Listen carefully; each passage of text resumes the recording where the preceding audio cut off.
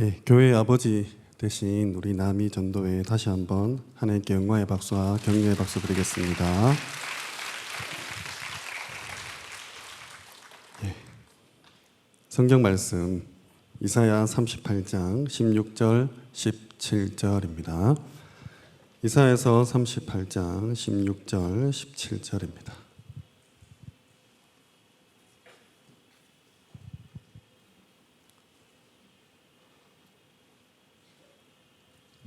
우리 두 절 말씀을 한 목소리로 합독하겠습니다. 주여, 사람이 사는 것이 이에 있고 내 심령의 생명도 온전히 거기에 있사오니 원하건대 나를 치료하시며 나를 살려 주옵소서. 보옵소서. 내게 큰 고통을 더하신 것은 내게 평안을 주려 하심이라. 주께서 내 영혼을 사랑하사 멸망의 구덩이에서 건지셨고 내 모든 죄를 주의 등 뒤에 던지셨나이다. 아멘. 예, 담임 목사님 지금 세계 렘넌트 리더 수련회 참석하고 계십니다. 우리 목사님이야 교역자분들 또 우리 성도님들 또 렘넌트들 지금 훈련 중에 있으니까 기도 많이 해주시고, 특별히 다음 주는 세계 렘넌트 대회죠. 해서 하나교회에서 성도님들 많이 참석하시는데 이번 여름을 기점으로 정말로 이 세 가지 시대가 치유 있게 성취되는 그런 축복 누릴 수 있도록 기도해 주시기 바랍니다. 그리고 마치고 나면 이제 하나 렘넌트 대회 HRC가 이제 시작됩니다. 이 모든 집회와 수련회 대회의 마지막 꽃이라고 할 수 있겠죠. 우리 귀한 후대들이, 우리 믿음의 1세대들, 오늘 찬양하신 남이 전도의 분 그 언약을 붙잡고 잘 계승해서 또 이들이 우리 80세, 평균 아마 100세 이상 살게 되겠죠. 우리 후대들은 그들의 후대에게 또 이 복음이 전달되고 주님 오시는 날까지 이 운동이 계속 지속될 수 있도록 기도 많이 해주시기 바랍니다. 치유에 관한 메시지를 부탁하셔서 오늘 말씀 제목은 치유 전쟁입니다.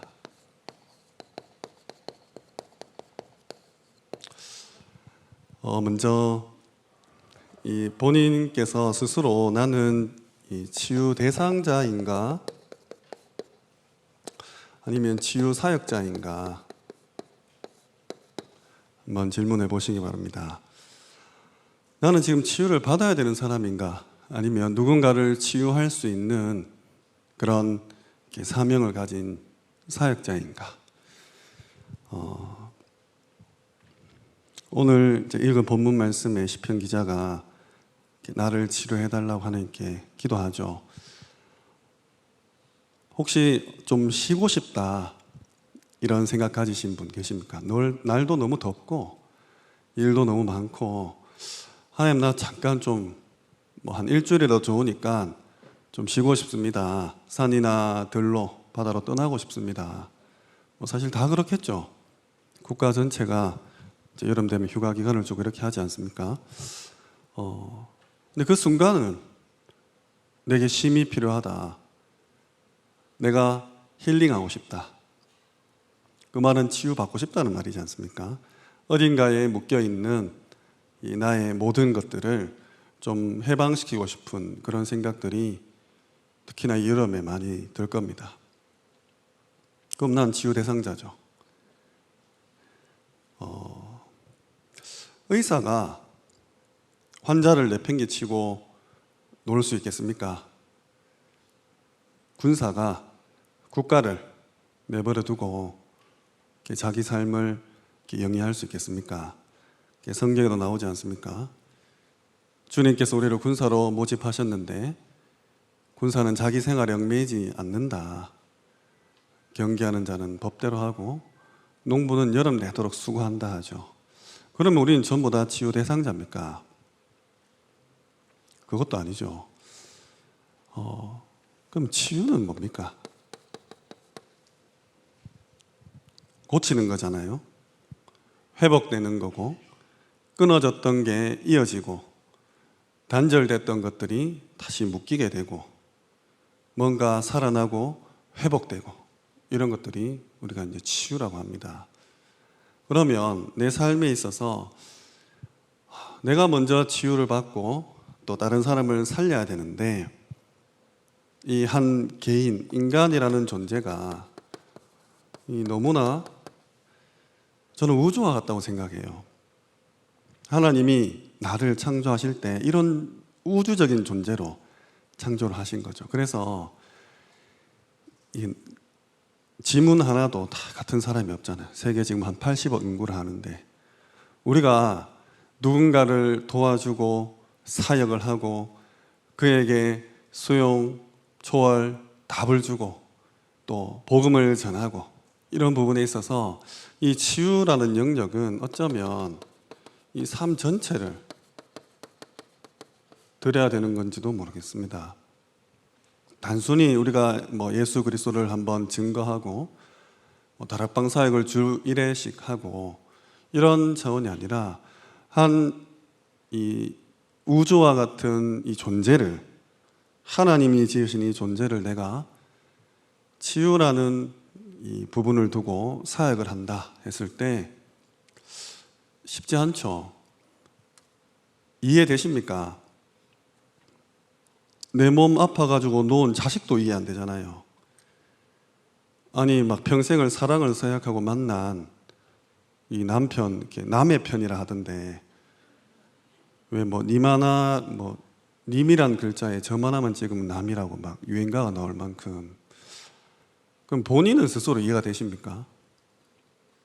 자기 자신도 수용하지 못하고 초월하지 못하고 답을 못 내는 우리 인간이 감히 그리스도 보혈로 십자가에 피 주고 산 다른 영혼들을, 다른 사람들을 치유한다. 내가 치유 사역자다. 나는 사역자고 닌 대상자니까 내 말 들어. 어쩌면 너무나 교만한 말일 수 있고 이제 어불성설이죠. 그럼 그렇다고 우리가 평생 나는 치유 대상자입니다, 주눅 들어가지고 진짜 무슨 뒷방의 늙은이처럼 울고 그렇게 스스로를 자학하고 자괴감 가운데 자책하면서 하나님이 주신 이 어마어마한 전도 대열에서 세계복음화의 일들을 내팽개칠 겁니까? 그러니까 우리는 치유 사역자인 동시에 치유 대상자이기도 하고, 또 치유 대상자이면서도 하나님이 이 부분을 네가 치유받고 똑같은 문제 가진 사람 살리라고 이제 또 사역자로 부르신 것이죠. 그래서 이 전체를 드리는 겁니다. 앞으로 우리 하나교회가 이 치유를 하겠다 하면 내 삶, 내 시간, 나의 동기와 목적 아무것도 없어야 돼요. 하나님께 오로지 드리고, 이걸 방해하는 극심한 세력이 있다는 것을, 이 존재와의 영적 싸움에 대한 부분들을 확실하게 하셔야 돼요. 이번 여름 지나면서 이제 3가지 시대가 본격적으로 시작되겠죠. HRC를 하나님 허락하시면서 우리 금토일 시대를 연다 하지 않습니까?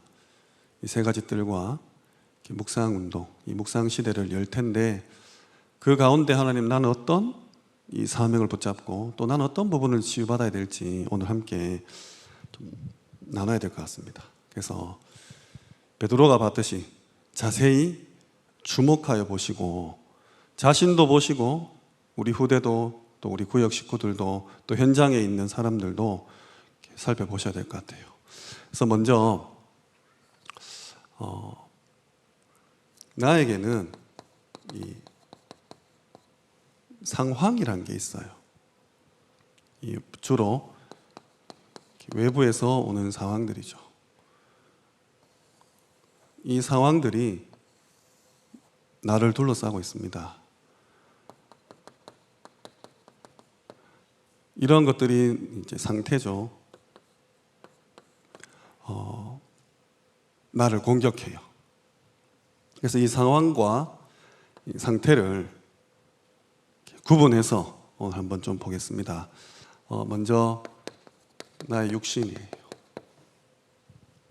우리는 늙어갑니다. 살아가는 게 아니라 죽어가죠. 어느 철학자의 말대로 평균 수명이라는 게 있고, 우리 몸의 모든 기능들은 자꾸 퇴화됩니다. 점점 좋아지다가 어느 시점이 지나면 뭐 한 25세 정도 지나면 이제 모든 것들이 노화되기 시작하죠. 그리고 여러 가지 사건과 사고들도 있습니다. 불의의 사고를 당하게 되는 거죠. 살아가는 동안에. 그리고 여러 가지 문제와 갈등 속에서 내가 이렇게 놓여 있는 거예요. 우리 육신은 문제가 오면 드러납니다.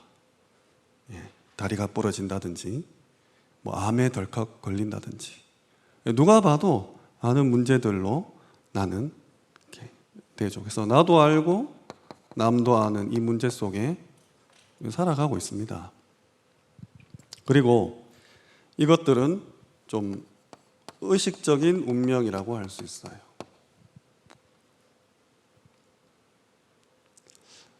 나의 경제 수준, 나의 학력 수준, 뭐 나의 관계들, 이런 것들로, 예를 들어서 내가 돈이 많다, 내가 많이 배웠다, 나에게 권력이 있고 힘이 있다, 이러면 육신적인 부분이 남들보다는 조금 이 상황이 좋다는 거죠. 그리고 어떤 문제나 위기가 닥쳤을 때 대처하기도 조금 편할 수 있어요. 사고가 나서 큰 수술을 해야 되는데 수술비가 없어서 이 생을 마감하는 안타까운 그런 사람들도 있지 않습니까? 그래서 노동을 한다거나 과로를 한다거나 사고가 난다거나 내게 계속 이런 문제들이 오는 거예요. 육신적으로 이런 상황들이 막 쌓입니다. 이것들이 나를 이제 계속 공격해 와요. 이 상황에 놓인 내 상태가 만약에 면역력이 있다면,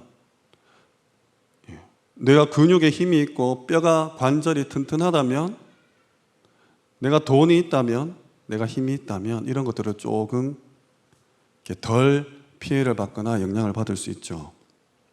같은 무게를 들어도 내가 힘이 있으면 쉽게 들잖아요.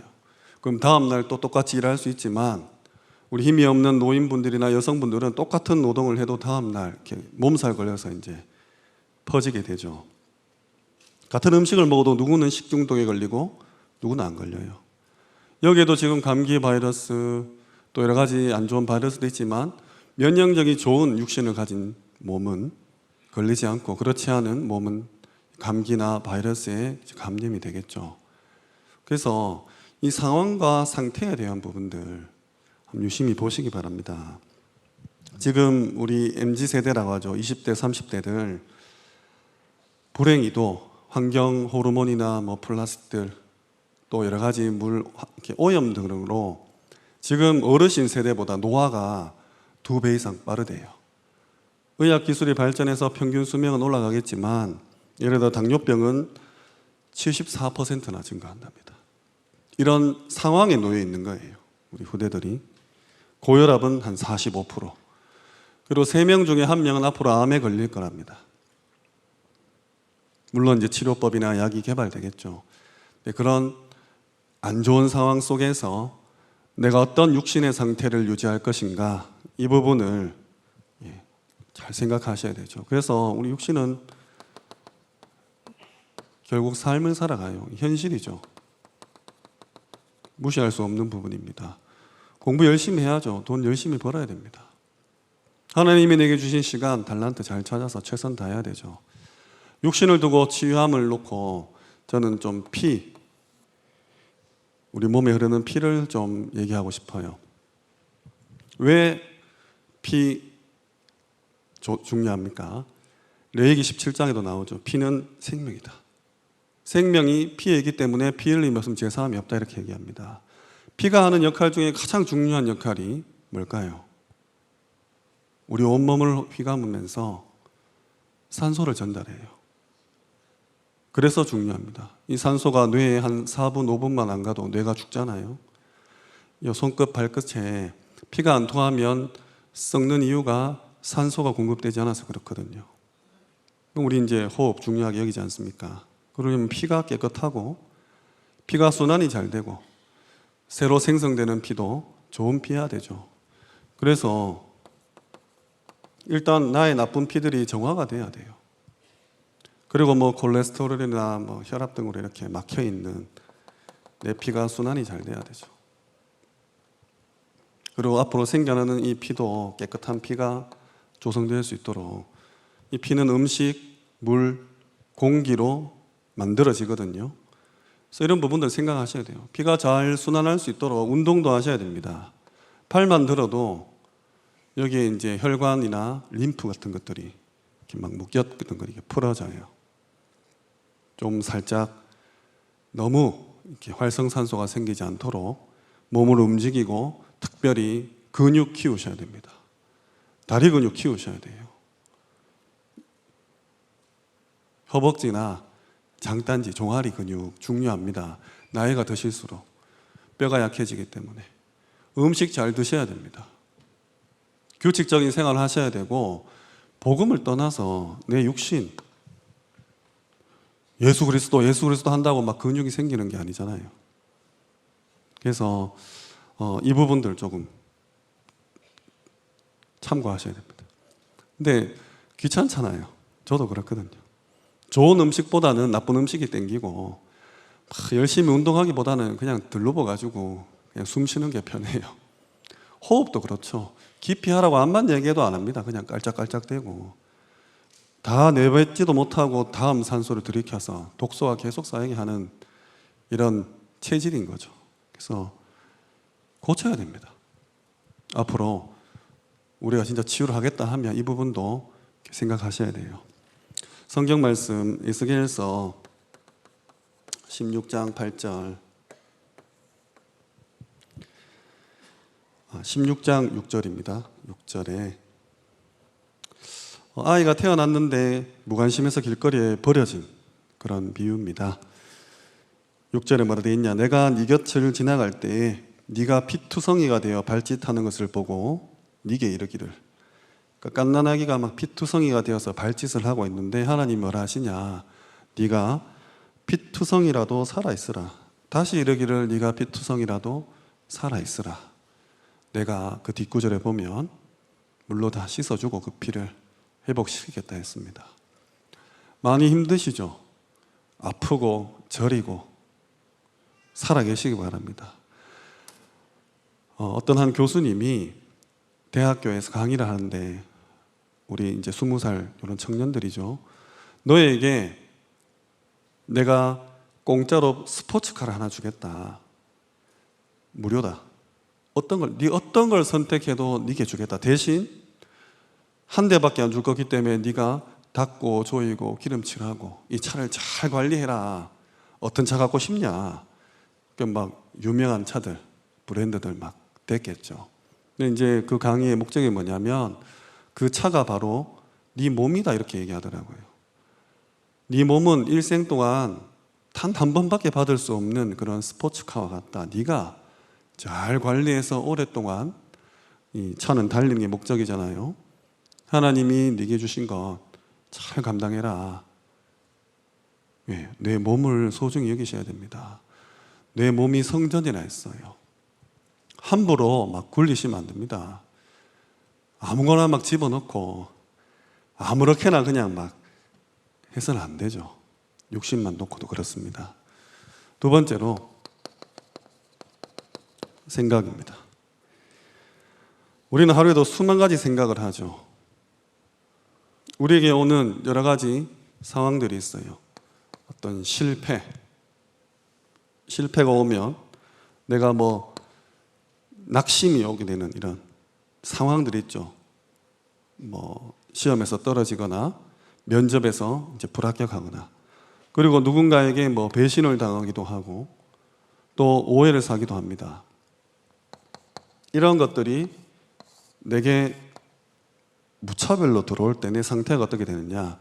굉장히 비관적인 생각을 하게 되고 왜곡된 생각을 하게 되며 잘못된 그런 세계관으로 갈 수밖에 없는 이런 일들을 합니다. 자동적으로 막 부정적인 사고로 가는 거죠. 불평하고 불만 가지고 원망하고 나만 피해자다, 이런 생각들이 내 상태를 막 사로잡아 버리는 거죠. 똑같은 상황인데 왜 컵에 누구는 물이 반밖에 없구나, 누구는 물이 반이나 있구나 이렇게 생각한다 하잖아요. 같은 상황인데도 내가 유독 불신앙할 수밖에 없는 그런 생각을 지닌 상태로 살아가고 있는 사람들이 있다는 겁니다. 뭐 무지성으로 무조건 긍정적으로 살아가는 게 답은 아니지만 필요 이상으로 걱정하고 필요 이상으로 염려하고 안 좋은 시나리오가 막 저 끝까지 막 가는 그런 경우들이 있죠. 이런 생각은 사실 자신만 아는 문제입니다. 나는 알지만 남은 몰라요. 내가 속으로 무슨 생각하는지 모르지 않습니까? 우리 다 같이 이렇게 가면을 쓰고 살아가지 않아요. 누가 뭐라 해도 뭐 좀 인격적인 사람은 허허하고 좀 솔직한 사람은 그 자리에서 그냥 막 치받아 버리고 뭐 이렇게 살아갑니다. 근데 속으로 무슨 생각을 하는지는 자신만 알고 있죠. 이건 좀 잠재의식, 잠재의식적인 운명이라고 할 수 있어요. 내가 살아온 그런 과정들이 있지 않습니까? 이 성장 과정이나 이 성장 배경 속에서 했던 여러 가지 경험들. 예를 들어서 너무 가난하게 내가 태어나서 자라면 부모님이 계속해서 돈이 없다 하면 우리 아이가 자라면서 잠재의식 속에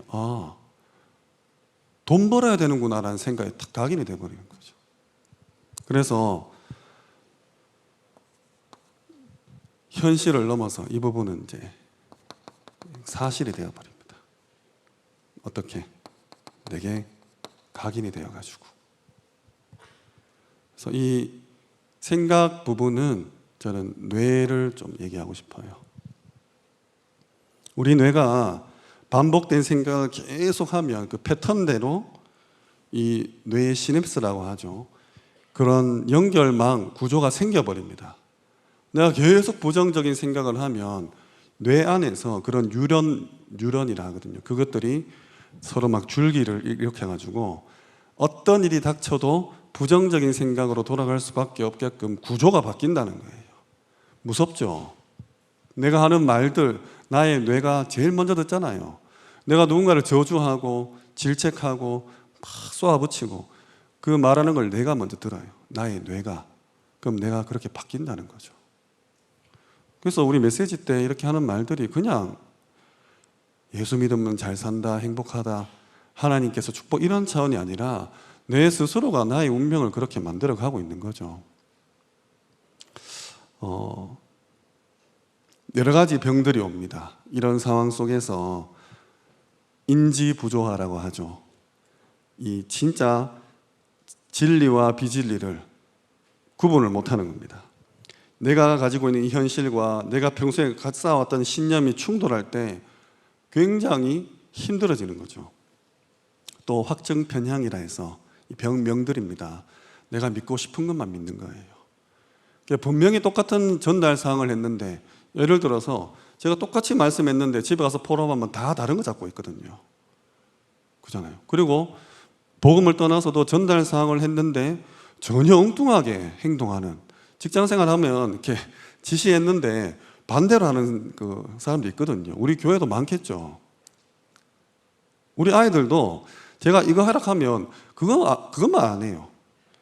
확증 편향, 내가 듣고 싶은 대로 듣는 거예요. 이게 시간이 더 지나면 이 선택적 지각이라 해서 나한테 유리한 것만 취합니다. 이건 뇌의 병이에요. 이거 진짜 고치기 힘듭니다. 70년, 80년 내가 살아오면서 이 겪었던 거, 성장했던 거, 경험했던 것들을 가지고 내가 교회에 들어와 가지고 가타부타하다 하나도 안 맞을 겁니다.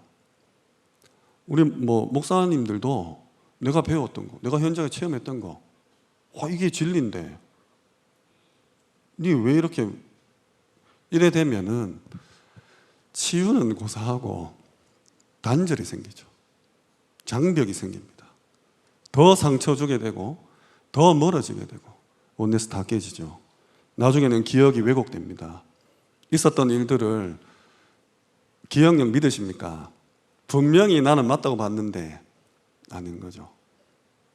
저도 어떤 제품을 분명히 보라색이었는데 그래서 검색했는데 제가 혹시나 사진 찍어 보니까 황토색인 거 보고 그냥 스스로 너무 놀랐어요. 저기서 물건 보고 보라색, 집에 가서 검색해가 더 싼 거 사야지 하고 와가지고 안 나오는 거예요. 앞만 찾아도. 그래서 혹시나 이렇게 몰래 눈치 보고 찍은 사진을 이렇게 보니까 황토색, 그러니까 안 나오죠. 보라색인 앞만 검색해봤자 그게 하루도 안 지난 일인데 제 기억이 왜곡되어 있었던 거죠. 근데 인지부조화, 확증평양 이런 식으로 오다가 나중에 자기 기만까지 옵니다. 스스로 속입니다. 스스로. 결국은 스스로를 속여요. 무서운 병입니다. 끝까지 우깁니다. 내가 맞다고. 죽어도 아니라고. 그래서 이 뇌에 대한 부분들은 저는 좀 읽는 부분들, 또 듣는 거, 또 쓰기, 그리고 외우기. 하나님의 말씀을, 성경 구절을 좀 읽고 듣고 쓰고 외우는 거. 왜? 하나님이 나를 말씀으로 창조했기 때문에 말씀을 계속, 이번 주 강단 말씀처럼 말씀 위에 나를 계속 노출시키는 거예요. 우리가 외국에 왜 갑니까? 노출되려고 하잖아요. 독서실에 왜 갑니까? 노출 안 되려고 가거든요. 외국에 가는 이유는 그 나라 언어와 문화에 노출되려고 하죠. 안 그러면 뭐 한국의 학원들 천지인데.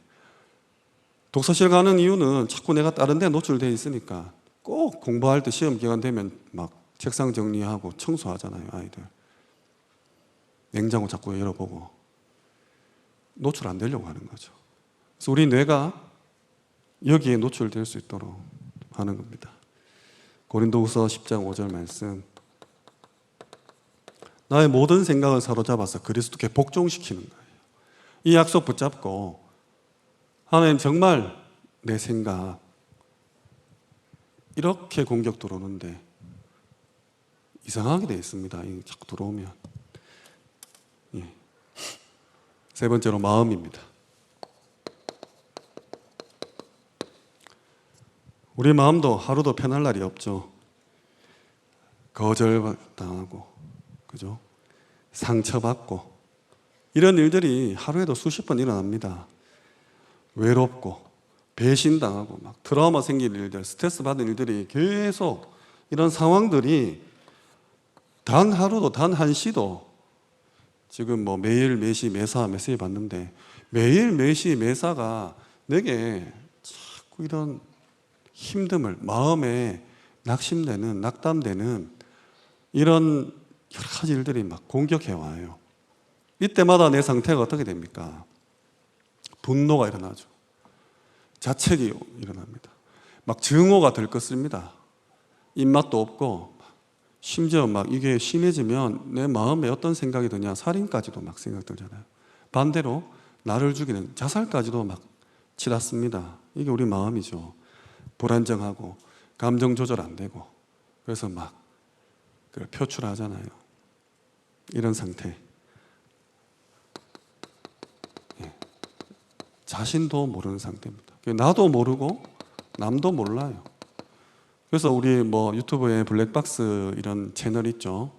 우리 한분리 보면 뒤에서 빵빵 한다고 이 사람이 그냥 꼭지가 돌아가지고 막 쇠파이프나 골프채 뭐 놔들고 막 차 부수고 박아버리고 막 나중에 이제 인터뷰 한번 들어보면 제가 그때 왜 그런지 모르겠다면서 막 그냥 뒤에서 빵빵 아니면 쌍라이트 한번 이렇게 빨리 가라고 켰는데 아니면 양보 한번 안 했는데 예. 저도 한 몇 년 전에 그런 적이 있어요. 저희 앞산순환도로 이렇게 내려와가지고 시내 가는 길에 이제 바늘땅 좌회전하는 거긴데 수성구에 사는 비싼 차 모는 아줌마인가 봐요. 정말 사고 날 뻔했었거든요. 정말 이게 누가 봐도 미친 놈이다 할 정도로 저도 모르게 좌회전해서 이제 바늘땅 가야 되는데 우회전해서 수성구로 가고 있는 거예요. 그래가지고 굳이 아줌마 이렇게 창문 내려가지고 왜 그러셨냐고 몰랐다고 미안하다고 그 한마디 들으려고 제 상태죠. 열받는 상황이 생겼는데 그잖아요. 사고 안 났으면 하나님께 감사한 마음으로 가야 되는데 마음에 힘이 없으니까 쫓아가가지고 사과 받아야 되는 거예요. 그 비상 깜빡이 해줘야 되는데 그 해주는 사람도 이렇게 한 번만 탁 하는 사람이 있거든요. 더 기분 나쁘게 상태가 지옥으로 가는 거죠. 쫓아가야 되는 거예요. 우리 늘 이게 노출되어 있다니까요. 나중에 몰라요. 내가 왜 그랬지? 이게 무의식적인 운명이죠. 알고 봤더니 나의 출생, 국가, 태어났더니 공산주의에 태어나는 거예요. 전쟁통에 태어나는 거예요. 어떤 이념, 사상 모릅니다. 자기 자신도 모른 채 그래 막 끌려가요. 처음부터 그게 맞다고 태어난 사람처럼 마음이 이런 운명에 딱 사로잡혀 있는 거죠. 그래서 정말 현실을 넘어 사실을 넘어 진실이죠.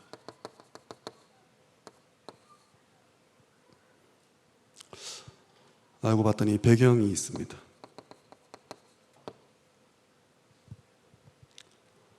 저는 마음을 놓고는 조금 깊은 묵상을 좀 추천을 드립니다. 혼자 읽고 듣고 쓰고 암기했다면 이 깊은 묵상 속에서 아무 생각 없이 그냥 이래 하거든요. 지금 저는 한 99% 이래 하지 않나 싶어요. 지금 복음성구 쓰시는 분들, 777 쓰시는 분들. 그래서 저는 이제 아이들 벌 줄 때 이런 것들을 이렇게 활용할 때도 있지만 잘못 들어갈까 봐 그러니까 말씀을 쓰고 읽고 듣고 이런 것들이 무슨 벌 받을 때 있잖아요. 야, 너 일로 와. 777 써. 이렇게 막 해가지고 우리 아이들이 제 나이 됐을 때 777 복음성구는 벌 이런 식으로 각인이 될까 봐 탄력적으로 하는 거죠. 쓰기도 하고 다른 것도 하고 우리 아이들은 성장하고 있으니까요. 뭐들이 이렇게 갖춰지고 있잖아요. 제가 초등학교 때 틀 때마다 저도 한번 이렇게 요한복음 8장 44절 그 거짓말 안 치고 100번 쓰라 한 적이 있었어요. 한 4년 전에. 하나님 깨달음도 주시겠지만 되게 말씀을 이렇게 일처럼 벌처럼 느낄까 봐 그런 부분도 이제 생각이 들죠. 근데 이거 말고 스스로 하는 깊은 묵상입니다. 그리고 포럼이에요. 세상은 이걸 가지고 상담도 하죠. 돈 받고 상담합니다. 마음 치료한다고. 감정 조절하는 부분 놓고 심리 치료 어디 가가지고 이렇게 많이 하고 있잖아요. 또 종교에서는 마음 챙김이다 이런 식으로 여러 가지 프로그램도 있습니다. 내 감정을 내가 지금 굉장히 화가 나가 있구나 이런 것을 인식만 해도 사실은 좀 누그러집니다. 예를 들어서 어떻게 우리 대학생들 발표할 일 많은데 너무 떨려 나 왜 이렇게 떨지? 떨면 안 되는데 실수하는 이렇게 되면 더 떨려요. 근데 이제 심리학적으로 박사님들이 말씀하시길 내가 지금 떨고 있구나 이렇게 하면 덜 떤대요. 내가 이제 내 몸 밖에 있는 나를 보는 것처럼 해서 나 좀 있으면 발표해야 되는데 저 떨고 있구나. 제가 저기 앉아가지고 담임 목사님 대신 올라갈 때 우리 성도님들의 그런 슬픈 실망된 얼굴을 볼 때 제가 견딜 수 있을까? 떨고 있구나. 이렇게 자기 이렇게 리마인드 하는 거죠. 너무 중요해요. 이 부분, 이런 시간들이 필요합니다. 그냥 무지성으로, 맹목적으로, 아무 저돌적으로 이렇게 말씀을 읽고 쓰고 듣고 이렇게 뇌에 효과는 있다니까요. 와요. 근데 정말 깊은 묵상 속에서 다른 사람하고 대화가 될 정도로 그러니까 수학 문제 같은 경우도 저는 그렇게 생각합니다. 막 미친 듯이 풀면 요령도 생기고 방법이나 이런 것들이 체화되겠죠. 근데 숫자만 바꾸면 자꾸 틀리는 학생들이 있거든요. 이런 아이들은 남에게 설명할 수 있을 정도로 학습을 하면 그 문제는 네 문제다 할 수 있어요. 숫자가 바뀌어도 맞출 수 있다는 겁니다. 여러 가지 문제들이 계속 오는데 내가 이 부분들을 깊이 묵상해서 나의 상태를 지킬 수 있는 능력이 되면 다른 사람이 똑같은 문제가 왔을 때 상담을 해줄 수 있다는 거예요. 포럼을 해줄 수 있다는 겁니다. 가르치고 주입하고 이렇게 하는 게 아니라 공감하고 그 마음을 헤아리고 그의 입장이 되어서. 근데 이거는 상대방이 더 잘 알죠. 아, 지금 내 무시하고 내 가르치려 한다. 아니면 진짜 내 마음을 위로하고 알아준다. 이 영이 통하기 때문에 마음이 전달이 돼요.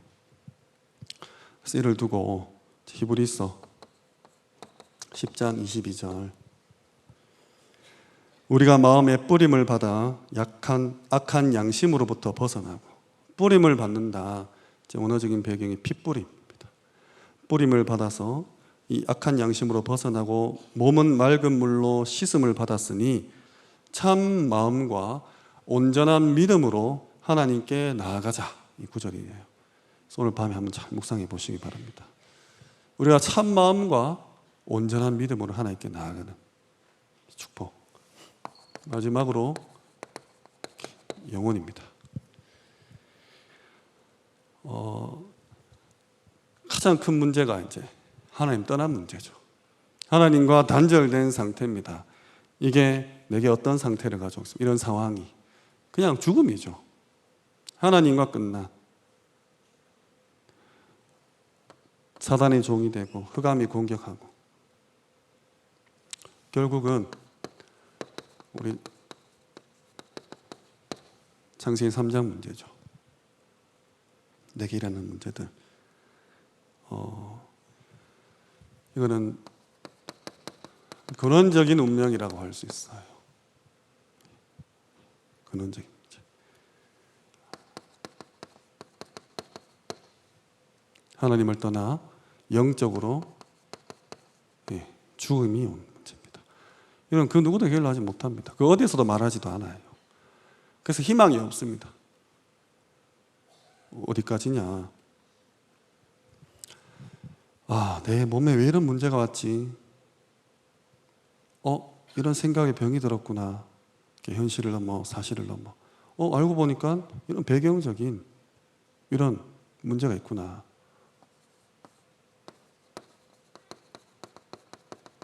그 이면에 가장 깊숙이 영적 사실이 있었다는 거예요. 내가 본질상 진노의 자녀였던 거예요. 절대 불가능한 존재였다는 겁니다. 앞에 거 아무리 치유받아 봤자 안 되는 존재인 거예요.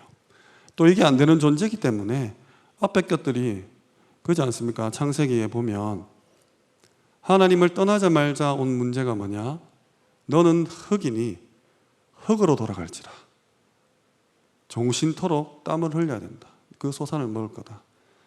여자는 해산하는 고통, 땅은 엉겅퀴를 내고 가시덤불을 내고, 그 장본인 뱀은 기어다니면서 그 흙을 먹으라 하잖아요. 하나님을 떠나자마자 온 수많은 문제들이죠. 이 상황들이 나를 수없이 공격합니다. 그래서 내가 육신적으로, 생각적으로, 마음적으로, 영적으로 면역력이 갖춰지지 않으면 여기에 이제 금이 가기 시작하고 침투가 되겠죠. 이 상태로 내가 오래 살아간다. 그 상처 속에 살아간다. 반드시 결정적인 순간에 사탄은 또 똑같은 문제로 공격을 할 것이고 나는 똑같이 무너지는 거죠. 그게 육신이든 생각이든 마음이든 영혼이든 아담 때로부터 이 모든 것들을 데이터베이스화한 그 정보를 알고 있는 이 흑암 세력이 우리 가문에 흐르는 문제들, 제가 한 번씩 얘기합니다만 발작 버튼이라고 하죠. 은혜 잘 받고 있는데 누군가에게는 그게 자존심일 수도 있고 외모일 수도 있고 경제일 수도 있고 능력일 수도 있고 누구나 가지고 있는 게 있어요. 그 버튼을 누르면 그동안 쌓았던 모든 재단, 말씀, 예배 이거 다 내팽개치고 자기 자신을 던져버릴 만큼, 남을 죽일 만큼, 네가 이랬어? 교회 바꿀래? 이렇게 될 만큼 뭔가가 있다는 거예요. 우리는 원래 이런 존재입니다. 아무 희망이 없습니다. 그래서 절대 가능이죠. 우리의 노력 상관없이. 이런 상태가 되면 영적으로 굉장히 공허해집니다. 그럼 어떻게 되냐? 내 존재가 부정당해요. 예수 믿는 게 의미가 있나? 내가 신앙생활하는 게 무슨 소용이 있지? 이렇게 나와서 헌신하고 충성하고 봉사했던 모든 것들이 억울하게 되죠. 허송세월 보낸 것 같이 느껴지고, 담임 목사님 막 밉고, 장로님들 막 얼굴 핥히고 싶고, 내가 싫어하는 미워하는 사람 앞에 나와가지고 막 찬양 부르고 있으면 마이크 막 뺏어가지고 머리 때리고 싶고 막. 그잖아요. 완전히 나 아닌 나, 다른 나가 돼가지고 그렇게 살아갑니다. 자아를 상실해버리고 결국 사단에게 내어준 자가 돼요. 예수님이 말씀하시기를 너는 태어나지 않은 게 좋을 뻔하였구나. 성경이 말하기를 저 길로 갔다. 이런 재앙을 당하게 되는 거죠. 그래서 우리 육신, 생각, 마음, 영혼 이걸 두고 디즈니 있죠. 디즈니에서 작품을 이렇게 애니메이션을 만들어낸 게 있습니다. 인사이드 아웃이라고 2까지 나왔거든요. 그걸 이렇게 쫙 보면 우리 마음에, 우리 생각에, 우리 뇌에 어릴 때 경험했던 거, 기억했던 거 이런 것들이 막 집을 만들어요. 그래서 사람마다 이런 다른 구조를 가지고 관계 속에서 이렇게 행하는 것들을 너무 잘 표현했더라고요. 정말 이거는 뇌과학자, 심리학자 다 동원돼서 만들었구나. 아이들이 볼 때 이해하기 쉽게. 2도 나왔는데 2도 그랬어요. 그리고 23년을 준비했다 하면서 몇 년 전에 소울이라는 이것까지 건드립니다.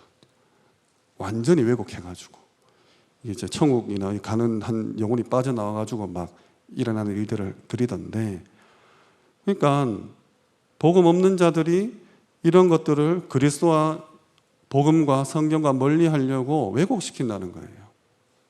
작품을 만들어낸다는 겁니다. 10년도도 됐죠. 그 루시라는 영화도 있습니다. 그 최민식 배우가 나오는 영화인데, 그 유명 여자 연예 그 외국 배우가 마약인가 뭔가 운반해요. 그 너무 잔인하게 배를 이렇게 갈라가지고 배 안에 넣고 입국시켜가지고 그 운반하는데, 이 과정 속에서 이제 폭행을 당해가지고 이 몸 안에서 터져서 이게 뇌를 각성시키는 영화인데, 이게 10%, 뭐 20%, 30% 각성될 때마다 일어나는 변화들인데, 이것도 10년도 더 된 영화인데, 한 50% 이렇게 지나가면 스스로 치유합니다. 총알을 맞았는데 스스로 몸이 면역체계를 발동시키고 통증을 차단하고 총알 빼내고 빨리 회복시키는, 뇌가 그만큼 대단하다는 거죠. 나중 되면 100% 되면 이렇게 막 파일로 들어가요. 10년 전에 이제 생각할 수 있었던 그런 한계겠죠. 그래서 막 컴퓨터에 막 나는 모든 곳에 있다 하면서 이런 식으로 메시지를 던지죠. 복음적으로 한번 우리 후대들과 보면서 이런 부분들을 이렇게 포럼할 가치는 있다고 봅니다. 다 설명해 놓고 왜곡시키죠. 끝에 가서 비복음으로 이제 변질시킵니다. 어쨌든 우리의 영혼은 치유받는 유일한 답이 그리스도요. 이로 말미암아 구원받는 거죠. 여기에 가장 필요한 게 믿음입니다. 다행이죠. 우리의 노력이 아니라. 그래서 이거부터 시작하셔야 돼요. 그리스도가 나의 구원자임이 믿어지셔야 됩니다. 이게 가장 먼저예요. 내가 하나님 자녀가 된 부분, 그리스도가 정말 모든 문제의 해결이라는 사실, 여기에 따라서 앞에 모든 것들이 왔는데, 사실 이 부분들은 치유가 돼도 되고 안 돼도 되는데, 내가 하나님의 이 자녀로 되는 이 부분, 이게 우리 치유 중에 치유입니다.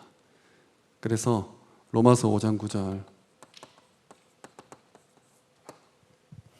그러면 이제 우리가 그의 피로 말미암아 의롭다 하심을 받았으니 더욱 그로 말미암아 진노하심에서 구원을 받을 것이니 라고 되어 있습니다. 그래서 하나님 자녀된 거, 오늘 남이전도에서 우리 하나교회에 온 게 너무 행복하다. 내가 하나님 자녀 된 게 너무 행복하다는 고백 아니겠습니까? 정말 이 회복하셔야 돼요. 그래서 저는 치유보다는 사실 예방입니다. 우리 후대들은 이걸 안 겪었으면 좋겠어요. 그리고 치유되었다는 증거는 감사합니다. 내 몸에 병이 들었다. 내 마음과 생각에 병이 들었다. 내가 영적으로 너무 피폐하고 힘들다. 근데 내 마음속에 믿음으로 말미암아 감사가 나온다면 사실 치유가 된 게 아닌가. 나와 상관이 없게 되는 거죠. 초대교회 사람들처럼. 핍박과 환난이 없어지는 게 아니라 왔는데 상관이 없는 거예요. 관계가 없는 겁니다. 시험을 없애주옵소서 한 게 아니라 시험에 들지 않게 해달라 하잖아요. 주님 주기도문에. 시험은 있어요. 엄청 많습니다. 저런 상황들이 밖에서 나를. 근데 복음으로 내 상태를 지키는 거죠. 우리 후대들이 이제 보고 있는 겁니다. 결국 치유는 상황이 아니라 내 상태를 바꾸는 겁니다. 한 번에 되겠습니까? 절대 안 되죠. 그리고 한 번에 되면 더 안 되죠. 수없이 나를 공격하는 가운데 내 상태가 하나님 앞에서 올바로 서고 단단해지지 않겠습니까? 우리가 주사를 맞는 것은 약을 넣는 게 아니라 바이러스를 넣는 거거든요. 그래서 내 몸에 항체가 생겨서 똑같은 바이러스가 왔을 때 물리치는 게 원리잖아요. 근육이 커지고 단단해지는 것은 운동을 했을 때 파괴된 다음에 영양분을 공급받아서 더 커지고 더 단단해지거든요. 육신도 그런 원리로 커집니다. 내 마음도 마찬가지죠.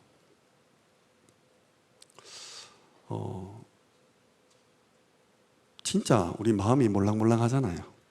열이잖아요. 하루에 12번도 바뀌지 않습니까?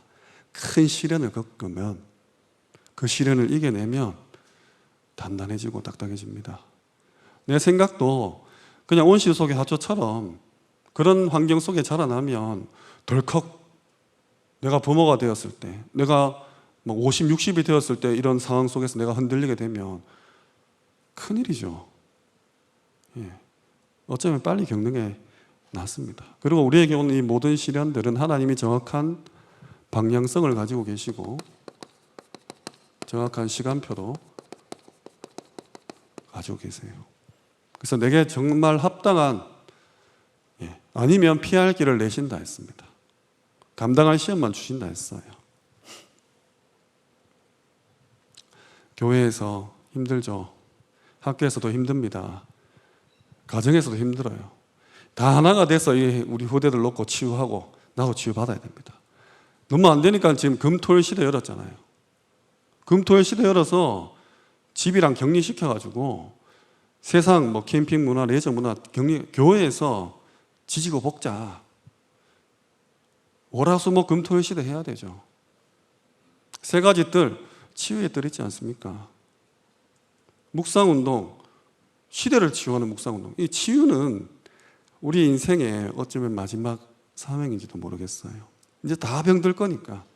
전부 후유증 올 거니까. 애들 보면 압니다. 절대 학교에서도 안 됩니다. 안 돼요. 학원에서 되겠습니까? 회사, 직장 안 됩니다. 가정과 교회가 진짜 하나 돼서 하셔야 돼요. 저도 이번 학기에 저희 집에 이제 애들이 한 6명 이렇게 살아보니까 밥 먹는 거, 밥 먹고 치우는 거, 화장실 나오는 거, 옷 벗는 거, 뱀처럼 벗어놓거든요. 수건이 하루에 다 발로 차고 싶은 만큼 이렇게. 지도 치유되고 저도 치유되고.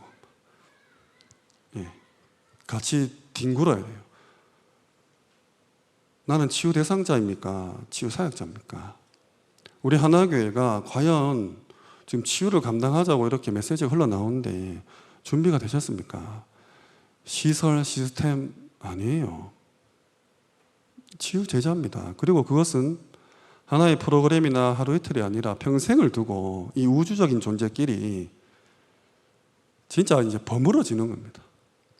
하나님 은혜 주시면 치유되고 안 되면 가는 거죠. 그래서 어떤 면에서는 하나님의 형상을 회복하는,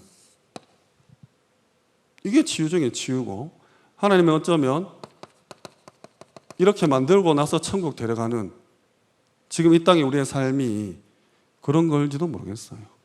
이대로 천국 가면 혼란스럽고 황당하니까, 충격받으니까 미리 좀 천국을 이렇게 체험하는 거죠. 아, 이게 복음이구나, 이게 그리스도구나, 이게 하나님 자녀구나라는 것들을 이 땅에서 조금씩 체험하고 가는 거죠. 교회 일 하시다 보면 스트레스 많이 받잖아요. 화도 나십니다. 의견이 충돌되기도 하고 때로는 막 싸우기도 하죠. 뭡니까 그게? 그게 복음입니까? 아유, 내가 렘넌트를 위해서 이렇게 하는 겁니다. 내가 후대를 놓고 이렇게 하잖아요. 우리 부서를 놓고 하잖아요. 그게 맞습니까? 우리 애들이 뭐 배우겠습니까? 하나 돼야 되는데 내 외부에 있는 모든 것들을 가지고 과거의 경험들, 직장에서 했던 뭐 그런 설레들 교회에 가져와가지고 내가 맞다는 거예요. 내 생각이 맞다. 이거 딱 무시당하면 내 마음이 막 지옥이 되는 거죠. 그때부터 영적인 상태는, 우리 교회의 영적인 흐름과 분위기는 놀이개가 됩니다. 이 존재가 없다고 보십니까? 이 존재가 나의 육신과 생각과 마음과 영혼을 공격하지 않는다고 보세요. 24시합니다. 무조건 합니다. 제가 사탄이라면 대구에서 하나교회 공격하고 담임 목사님 공격할 거예요. 제일 쉽잖아요. 대구에서. 우리가 정말 복음 운동하는 사람, 전도하는 사람이 맞다면 야들이 할 일은 그거밖에 없어요. 육신에 힘들게 하든지 생각을 병들게 하든지 마음을, 영혼을 계속 공격하는 겁니다. 우리는 삶을 살아요. 삶을 살아가죠. 그동안 계속 병들어 가고 있는 거죠.